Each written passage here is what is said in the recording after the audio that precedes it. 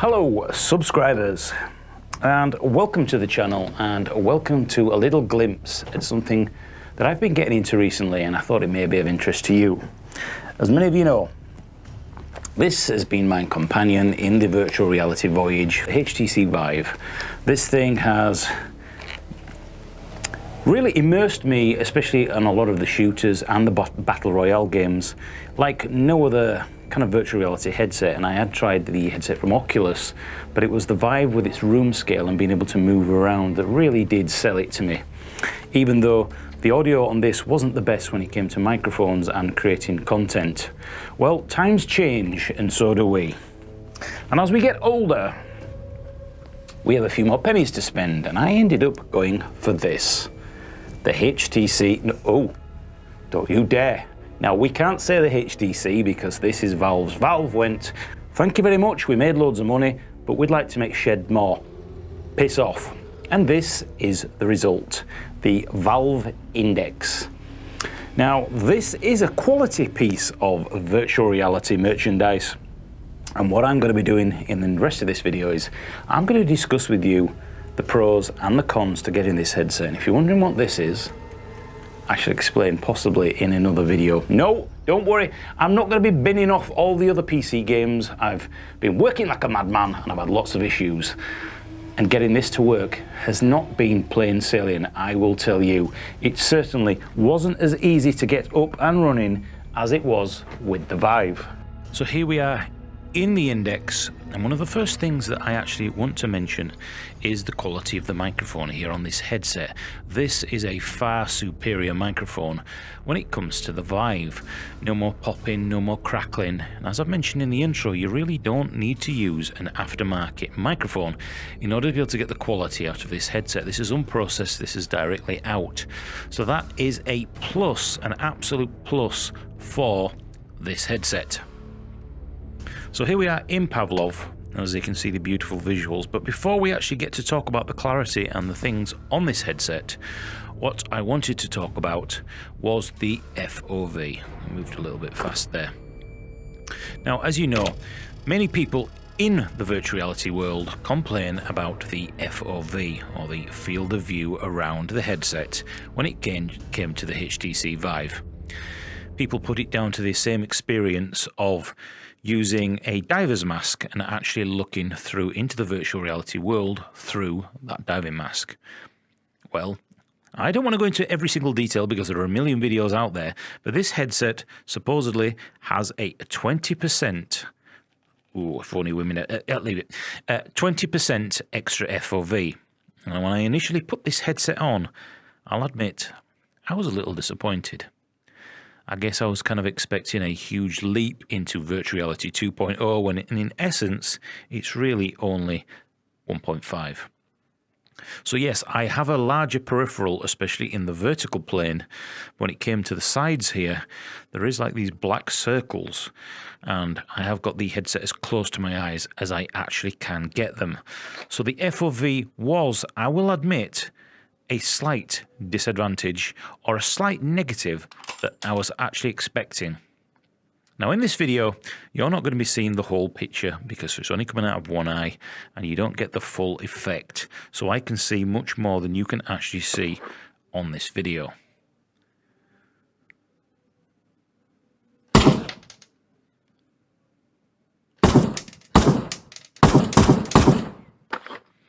Now, one thing that we can mention straight away is the clarity. The clarity on this headset has almost completely eliminated the screen door effect. It is there if you look for it very, very closely at distance. You can just about see it. But as I'm up close here looking at these pistols, the screen door is literally absent. The plastic is clear, the visuals are nice and crisp, and I have got absolutely no complaints whatsoever on the actual quality of the visuals when it comes to the Vive Index. Many people will know I was looking at the Pimax 5K Plus because I wanted the wider FOV when it comes to titles such as No Man's Sky and games like that, because for me, that would increase the immersion. Let's talk about audio. So here we are in Contractors VR. As you can see, I've got a full vest on and we have our weapon here. Now, the audio in-game is very important as the visuals are never going to be as amazing as you would get them in a first-person shooter title. After all, it has to render the title twice. So audio is an extremely important aspect of any virtual reality title. And I'm happy to tell you, as you probably already know, the audio quality on the Index is by far the best headset. It's built in, and the headphones don't actually touch your ears, they're on the outside, which is kind of a strange thing. I just wish the volume was a little bit louder, shall we say. That would have increased my immersion again, because I want the gunfire and things to be absolutely frightening and terrifying. There is a slight negative to playing titles that have a very bright and dark contrast to them, and that is the God rays, and this is undeniable, unfortunately, when it comes to the new OLED screens. In here, where we are now in the Arctic, there is no God rays whatsoever, but if we were to be inside a room with a bright light, or if there was any white writing on a black background, it makes it extremely difficult to be able to read, and it kind of gives a glare, and the blacks are not rich. Having said that, this title, Contractors, these blacks are really rather nice. That helicopter there, I cannot see the interior because it is definitely black within the interior.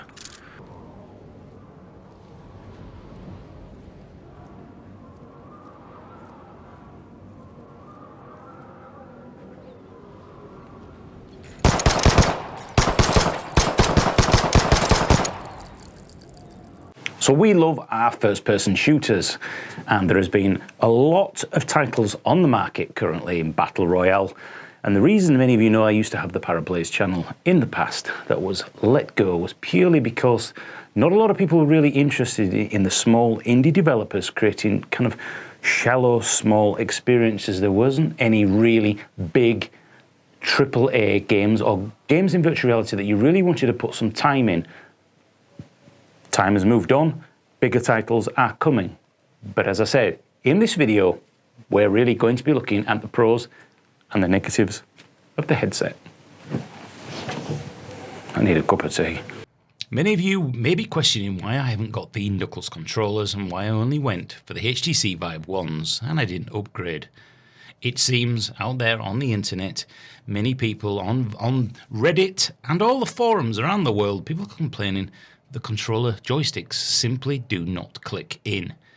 People have started opening them up and trying to fix the click themselves so that it actually registers in all angles, using everything from a cocktail stick through to the ball in a ballpoint pen. Well, ladies and gentlemen, Vive need to fix this quickly, because I certainly will not be opening up and trying to hack and fix this myself for £300. Everything has been rosy so far without any negatives. As I mentioned at the beginning of this video, I had some real major issues when it came to simply plugging in the Index and taking the Vive out. I went round on the forums such as Reddit and Steam trying to find solutions, as both my controllers would not stay green. They would start green, and as soon as Steam VR would start, one would go blue, and no matter what I tried, it would not work. It really brought me to the point of frustration. I almost felt like sending the item back.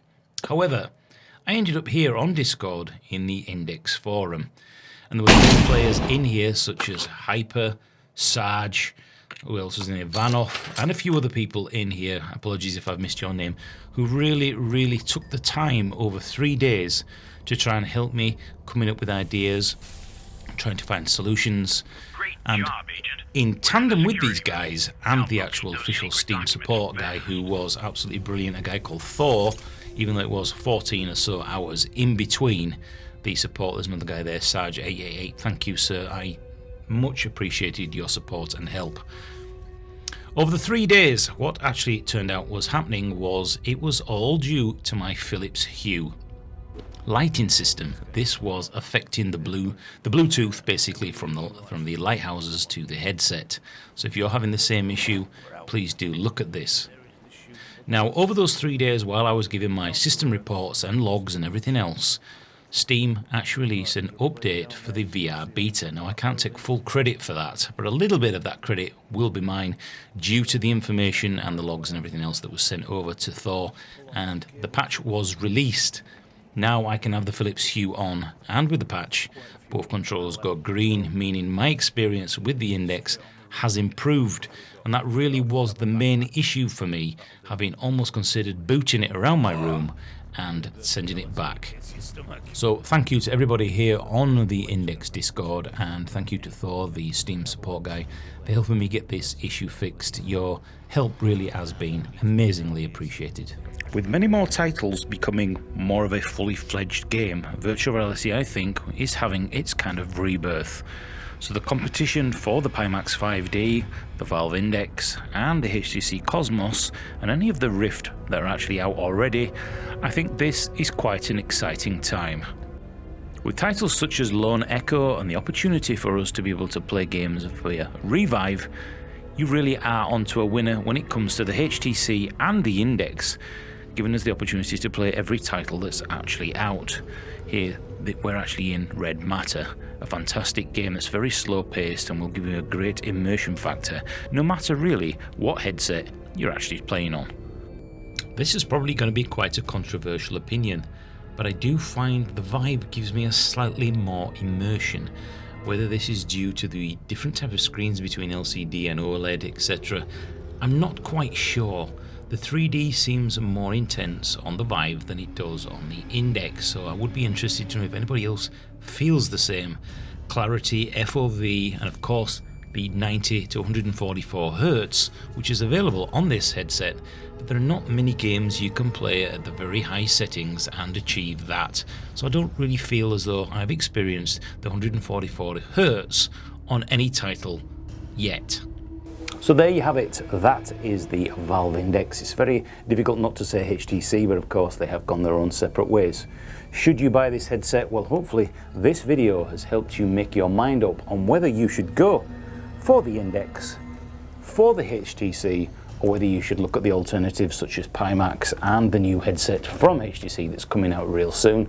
Let me know in the comments box below whether you've actually got one of these, whether you had a smooth transition upgrading, or whether this was your first headset, and was it everything that you expected it to be from virtual reality.